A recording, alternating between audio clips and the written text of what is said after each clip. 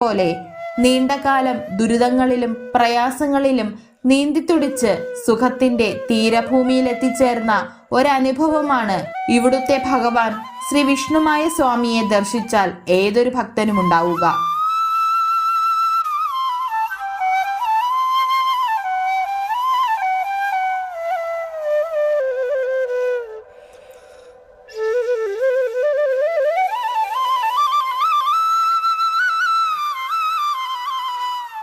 ഭുവനേശ്വരി, ഗണപതി, ശാസ്താവ്, സുബ്രഹ്മണ്യൻ, ബ്രഹ്മരക്ഷസ്, കുക്ഷികൽപ്പകം എന്നീ പ്രതിഷ്ഠകളാൽ പരിപാവനമായ പെരിങ്ങോട്ടുകര ദേവസ്ഥാനം ഇന്ന് കേരളത്തിൽ മാത്രമല്ല അന്യരാജ്യങ്ങളിലും അറിയപ്പെടുന്നു.